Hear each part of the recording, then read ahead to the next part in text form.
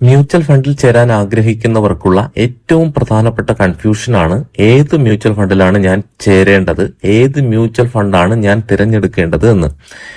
Equity, debt, money market, hybrid എന്നിങ്ങനെ നിരവധി തരം മ്യൂച്വൽ ഫണ്ട് സ്കീമുകളാണ് ഇന്നുള്ളത്. അതിനു പുറമെ നൂറുകണക്കിന് സ്കീമുകൾ മാനേജ് ചെയ്യുന്ന നിരവധി മ്യൂച്വൽ ഫണ്ട് സ്കീമുകളും ഇന്ത്യയിലുണ്ട്. അതിനാൽ ഒരു നിശ്ചിത സ്കീം തീരുമാനിക്കാൻ പലർക്കും സങ്കീർണതയും ആശയക്കുഴപ്പവും ഒക്കെ ഉണ്ടാകും. നിക്ഷേപിക്കാൻ ഒരു സ്കീം തിരഞ്ഞെടുക്കുന്നത് നിക്ഷേപകന്റെ, അതായത് നമ്മളുടെ മനസ്സിലെ അവസാന വിഷയമായിരിക്കണം. അതിനു മുൻപ് ഇത്തരത്തിലുള്ള ആശയക്കുഴപ്പങ്ങൾ പിന്നീട് ഒഴിവാക്കാൻ സഹായിക്കുന്ന നിരവധി സുപ്രധാന ചുവടുകൾ കൂടെ ഉണ്ട്. അതായത് ഒരു നിക്ഷേപകന് ആദ്യം തന്നെ ഒരു നിക്ഷേപ ലക്ഷ്യമുണ്ടായിരിക്കണം. ഉദാഹരണത്തിന് റിട്ടയർമെന്റ് പ്ലാനിങ് അല്ലെങ്കിൽ വീട് പുതുക്കി പണിയൽ തുടങ്ങിയവ നമുക്ക് ഉദാഹരണമായിട്ട് പറയാം.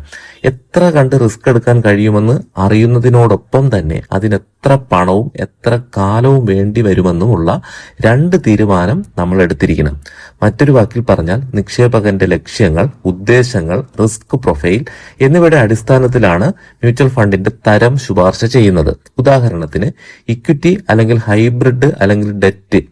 അതിനുശേഷം മാത്രമാണ് ട്രാക്ക് റെക്കോർഡ്, പോർട്ട്ഫോളിയോ, അനുയോജ്യത എന്നിവയുടെ അടിസ്ഥാനത്തിൽ നിശ്ചിത മ്യൂച്വൽ ഫണ്ടുകൾ നമ്മൾ തിരഞ്ഞെടുക്കാൻ. ചുരുക്കി പറഞ്ഞാൽ തുടക്കത്തിൽ തന്നെ നിക്ഷേപ ലക്ഷ്യങ്ങളിൽ വ്യക്തത ഉണ്ടായിരുന്നാൽ രണ്ടാമത് മ്യൂച്വൽ ഫണ്ട് തിരഞ്ഞെടുക്കുന്നതിലെ കൺഫ്യൂഷൻ വളരെയധികം കുറഞ്ഞിരിക്കും